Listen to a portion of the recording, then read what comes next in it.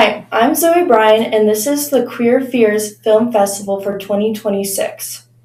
I'm Alexander Burkholz. I'm Nathan Hamilton. I'm Rafael Villa, and we'd like to present our case as to why this film festival is a good idea. The intent of Queer Fears is to be a completely horror-focused film festival, and it will concentrate on the intersection between queerness and horror. Horror is kind of an inherently queer genre due to how it focuses on the other and sometimes our fear of it, sometimes the allure of the other. And queerness is something that is often othered. So, therefore, a lot of horror stories are also queer stories, or at least they have queer themes in them.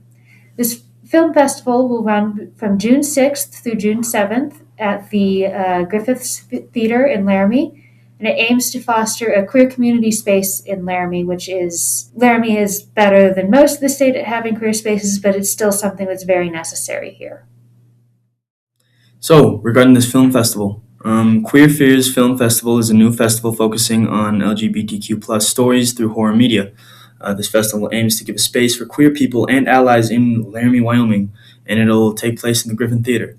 We want to connect with people, and we want to tell stories and ideas through the showings of the films, and we'd also like to provide artist supports and education into the arts. It's not often that something like this is offered in Wyoming, and we believe that it is why our festival is so crucial for our community. In order to fully appreciate LGBTQ stories in Laramie, Wyoming, we must first acknowledge the death of Matthew Shepard, who in 1998 was murdered for being gay. This event brought huge masses of media coverage, and it exposed homophobia and the harm it can cause. So we feel as if this festival were to take place here, it would prove that queer spaces are allowed in Laramie, Wyoming.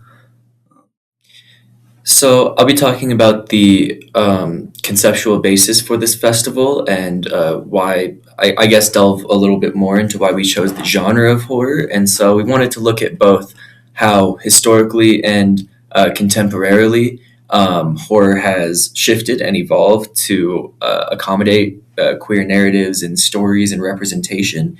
And so reflecting on the history of horror as a queer medium, like any other genre present in Hollywood, the 1900s served as a period of great censorship and repression for queer voices and spaces. The Hayes Act, which was in place before 1968, was an extremely oppressive and strict moral guideline that was based mostly on Christian values that, among other things, prevented any reference to what was considered more or sexually deviant behavior. And so as such, anything that was considered queer or homosexual overtly was not allowed in Hollywood and was not able to be disseminated. Even after this act was abolished in favor of the modern rating system that's still in place today, the cultural apparatus in America of the moral panic and the corporate censorship that came as a result of that left a legacy of oppression of queer voices, as well as other racial commentaries, violence, crime, things of that nature. But chief among those, I would say, is LGBTQ representation was highly restricted. So much of what was present in terms of queer narratives was delivered through subtext rather than overtly. This can be seen in many iconic queer horror villains all the way up until the 1990s. This picture is of Mrs. Danvers from the 1940 film Rebecca, who is implied to be a lesbian woman who is in love with the late mistress of the home which she cares after. Pinhead from the Hellraiser series has been inspired visually by the BDSM culture in America and England of the 1970s and 80s, as was much of his demeanor. And this final picture I have here is of Nightmare on Elm Street 2, which is considered by many to be the gayest horror film of all time, as Freddy Krueger embodies the homosexual desires of the main character, Jesse. But these are often, only brought to light through subtext and through implication. But, the demeanor and the subtle nuances of these characters allowed them to be adopted, even if they were villains, even if they were designed to be ostracized and to be othered. This was something that was embraced by the countercultural queer movement in the 1900s and ended up becoming a roundabout source of inspiration. But horror has served as the embodiment of cultural insecurities and fears, specifically in America, but globally as well. So queer figures have often been intentionally or otherwise painted as the villain or as, if nothing else, an one-off character in order to dispel these insecurities. So that reflects a lot of what Najma Badi writes about in terms of queer passing, specifically in American culture.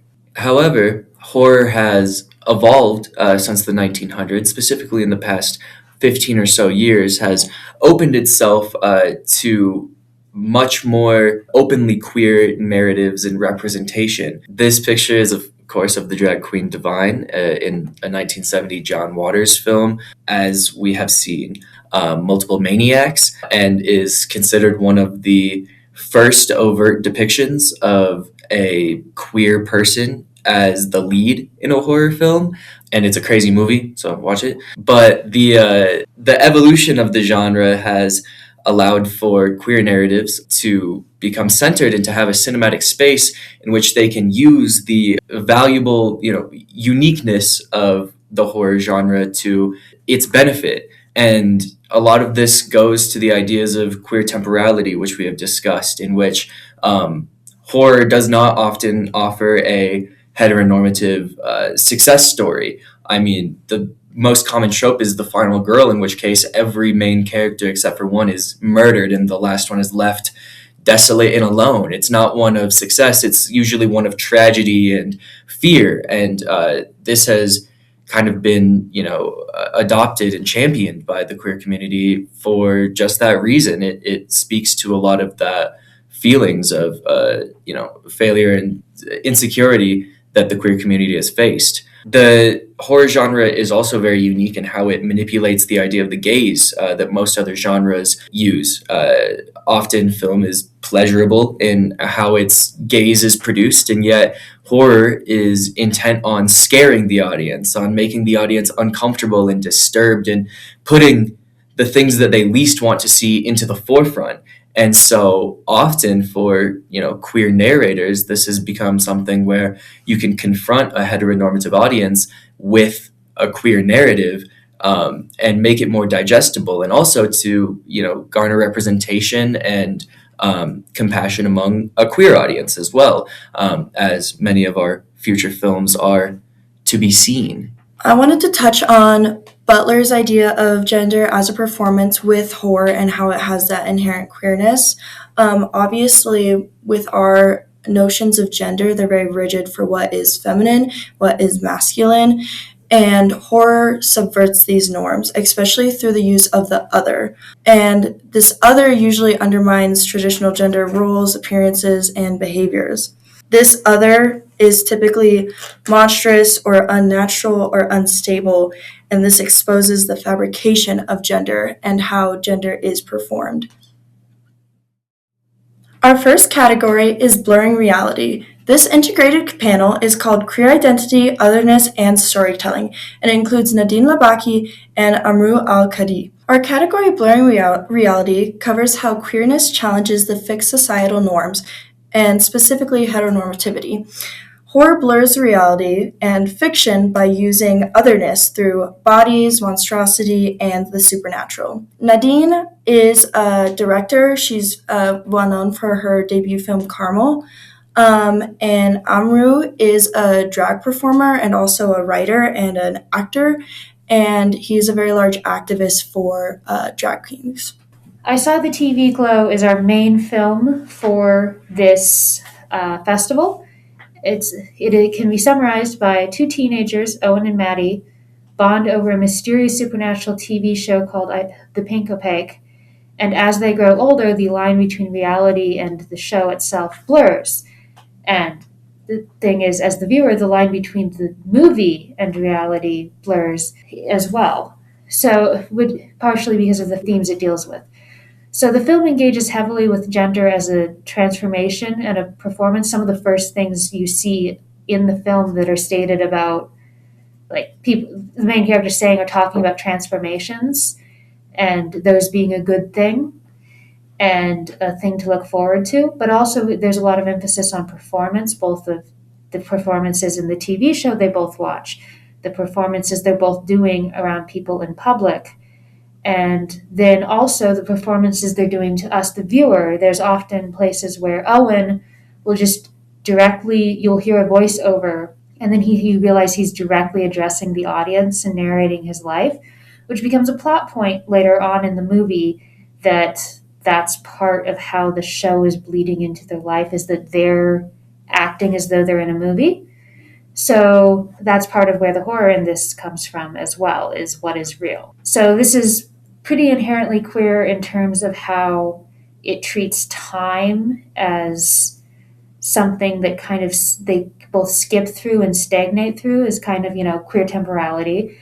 And it also kind of leans into a lot of Mulvey's stuff about scopophilia and, the pleasure in looking. You're kind of called out for looking and watching this, and it wants to make you uncomfortable that you're watching this. You're doing the thing to them that they're kind of doing is with the show, which makes it a really interesting and very thematically appropriate movie to be our primary movie for this festival. Is Invasion. It's a 2017 Iranian film directed by Shahram Makri, and it's probably our most complicated or confusing film that we have on our list. There are very interesting cinematic techniques that are used. It's shot entirely in one take, and plays very much with perspective. But essentially, in order to chronologize the plot, Ali is accused of murdering his teammate Saman of a local sports club. We don't know what sport, but some Iranian sport, I guess. So the authorities order the players of this sports club to reenact the day of the murder themselves, which is interrupted when Saman's sister, Negar, is inserted into the stadium. And once their presence is made known, violence and chaos and the distortion of reality itself begins to happen. There is also the backdrop of a sci-fi disease and darkness that is spreading over the world. It's literally explained that the sun has been blotted out on much of the globe. And one of the diseases, as we begin to witness, is something akin to vampirism. As the plot develops, we see that the distinction between Saman and Negar is blurred, and they sort of become one person in this reality as it kind of crumbles around the authorities and Ali and everybody else involved in this crime, as more people begin to be murdered and more is revealed about Saman's true intentions on the team. Just the manner in which this is shot and the setting in which this is displayed very much harkens to the queer temporality we've been discussing. Because even though this is done in one shot, it is by no means chronological. The first 45 minutes generally settle on Ali's perspective, but we phase in and out to various other perspectives between the authorities and what they've been doing, more firsthand, or I guess more objective accounts of the day of the murder and days prior to it, where we get to see Saman and the other people in the sports club. And among this setting in which there is this kind of ultimate darkness and this ultimate dread coming over the entirety of the planet, there is this inability to succeed or to escape from the desperation that this group feels. This is to say nothing about the reason this film won the Teddy Award at the Berlin Film Festival, which was the relationship of Saman and Negar, which leaves the audience speculating whether they are one person or two. They are played by the same actor. Ultimately, the gender identity that is presented is a big aspect, especially once we see this vampirism come into action. We see the way that, the, I guess, female version of this person interacts in ways that the male version did not, and how the two have aided each other, and the blurred lines between this representation. The vampirism itself, of course, comes from a long line of analogies and horror of sexuality and sexual desire. And so when we look at them as, one person, or I guess one creature, if we're talking about vampires, this desire is seen in the forefront, and this manipulation in particular. Our second category is transformation. It is an integrated panel known as Unstable Queer Bodies, and it's led by Amy Madigan and Mary Beth McAndrews. The point of the category is to discuss how bodies are changing and unstable in horror, and how we use unfamiliarity of our body as a type of exploration of otherness in horror. Regarding the panelists, Amy Madigan is an American actress. She recently won Best Supporting Actress for her role as on Gladys in Weapons. And Mary Beth McAndrews is a filmmaker, critic, academic, podcaster, editor, and all-around horror film nerd. The first film in this category would be 1979's Alien, directed by Ridley Scott. After the crew of the commercial starfighter, the Nostromo, are tasked with investigating a distress signal from a derelict alien vessel, they encounter a nest of eggs inside the ship. An organism from one of the eggs then forcefully attaches itself onto one of the crewmates, and even after their departure from the alien ship, the Nostromo and its inhabitants soon find themselves terrorized by a ruthless creature on board. Regarding its importance within the context of gender theory and queerness, this film, while not initially directed towards a queer audience, has been praised and analyzed since its release as a work that dissects and subverts the concept of gender in very unique ways. The film's earliest scripts specified the need for all crew members to be unisex, which completely disregarded contemporary expectations of gender performance at the time. In other words, it dismantled the regulatory fictions of the gender binary. Further, the protagonist of the film, Ellen Ripley, is known as the final girl within the genre of horror, and she stands out from previous examples of the final girl in her consistent wit and knack for survival. She takes control throughout the film and guides the rest of the team in managing the situation that they're in, distancing herself from a victim and more as a survivor. Further, the non-consensual, violent, and painful reproductive process of the xenomorph, which is allegorical for rape and forced pregnancy, subverted audience expectations at the time by imposing it on male characters like Cain. The deaths throughout the film are predominantly male, and this can be a good subversion of horror movie tropes of having many of the deaths be on women. By having something like raped and forced pregnancy be imposed upon men, there is a new ability to explore. The film Pegasus, which was released in 2010 and directed by Mohamed Mufatakir, it is about Zanib, who is a psychiatrist who tries to help a young woman who is pregnant off the street. She comes to find out that this young woman, Rihanna, has a very traumatic past, including her father, which he domestically and sexually abused her. He also used to dress her up like a boy because he wanted a male heir, introducing patriarchal standards the rest of her life. This eventually bleeds into Zanib's personal painful memories. So this form really explores Butler's ideas of exploring gender and gender as a performance, especially through trauma, madness, and the restrictive patriarchal structures of this Moroccan society that Rihanna is in. And it leads to a very fractured identity because Rihanna doesn't know what to perform, because as a child, she was supposed to perform as a boy, but now being pregnant, you're almost forced into the role of a maternal woman.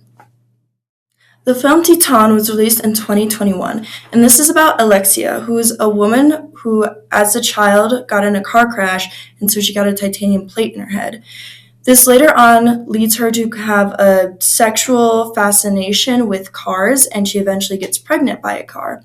She also murders men as a sex worker, and she eventually has to run from the police, which leads her to disguising as a long-lost son of a firefighter. So this film really dismantles the binary of gender through very extreme body modifications. While Alexi is pretending to be a man, she is actively pregnant. So we see a huge difference between biological sex and gender, which further proves how gender is a performance. Um, Gender is used in this film to show how violent it can be through the firefighter, who is the lost son's father. He's overtly masculine to a point where it's toxic. He's injecting himself with testosterone to try to keep up his manly appearance, again, furthering that gender is a performance. Category 3, resistance. Horror is a weapon of resistance within the frame of queer failure. Horror movies reject heteronormative success, as we're told that we want to expect, and instead embrace the monstrous, the different, the other, more so like queer temporality. In this category, we have our integrated panel, Queer Horror Archives and Criticism. And this panel is focused on looking back through horror and seeing how it changed over time to become more queer and criticizing previous racist, sexist, homophobic, etc. norms within the genre. Our panelists are Sean Abley, a journalist, screenwriter, filmmaker, and an award-winning playwright. He is the creator and co-editor of Queer Horror, a film guide, a 500-page encyclopedia of 900-plus horror films with LGBTQ content. And our second panelist is Lizette Njamani, who is a queer Dominican artist based in Barcelona, whose work explores identity, memory, and Afro-descendant experiences through interdisciplinary practice. The first film in the resistance category of our film festival is 1,000 Women in Horror. It was directed in 2025 by Donna Davies. It is a documentary that explores the pioneering women that revolutionized horror cinema through their groundbreaking work as directors, actors, and creators since the very beginning, 1895 to be exact. The documentary explores how women have consistently proven themselves to be above gender expectations and how, despite being classified as prey in the medium, a clear shift in both intentionality and representation has gradually grown throughout its history, which partially mirrors Gayatri Spivak's ideas of letting the subaltern speak. Further, this film does an excellent job of deconstructing the idea that politics produce the subjects it claims to represent. In other words, representation is already regulatory, so by stepping back and analyzing how these women paved a way for not only themselves but future women and future subaltern, arguably, they are essentially denying their classification as lesser or without. Our final film of the festival is 2023's The Judgment. It's directed by Marwan Mokbel, and it follows a homosexual Egyptian couple, Mo and Hisham, who are living liberally and openly in the United States, and they are summoned back to Egypt after the death of Mo's father. Of course, this forces them to essentially go into the closet and pose as friends and roommates rather than as lovers. However, somebody knows their secret. They do not necessarily know who, and they begin to be haunted by witchcraft and ghostly appearances as essentially a vigilante form of punishment for their sins. And this challenges their relationship and forces them to analyze their relationship with their religion despite living secularly, and with their home and their ethnicity. Beyond the queer representation in this film, there is a very interesting plot point that is brought through, which is of Sarah Higazi, who was an Egyptian LGBTQ activist who died by suicide in 2020, 4 years after being harassed and assaulted by Egyptian police officers due to her activism. And queer activists consider this a murder. And as this film is set, when her death occurred, Hisham witnesses sees a news clipping of her death on his phone, and her story works somewhat analogously to the harassment and fear that Mo and Hisham are living through in their society. It's very culturally charged. It's very much an examination of rampant homophobia in Egypt in particular, which has become infamous due to a number of historical events just in the past decade and a half, and harkens to how Egyptian people are forced to analyze their spaces of passing and forced to analyze their cultural context behind that, which is, of course, very challenging. And I think it's a great way to cap off our film festivals thematically. So, on to our awards and jurors. So, we have 3 awards that we're presenting at this festival. The Chrysalis Award is the festival's highest honor and is given to the film that most powerfully embodies transformation as both a horror experience and a queer experience. The Best Screenplay Award goes to the film with the most effective and engaging writing. It recognizes originality, structure, dialogue, and the ability to build tension and meaning through storytelling. The Best Director Award honors the filmmaker with the strongest overall vision and execution. It recognizes the skill involved in shaping performances, tone, pacing, and visual style, as well as the ability to bring a cohesive and compelling story to life.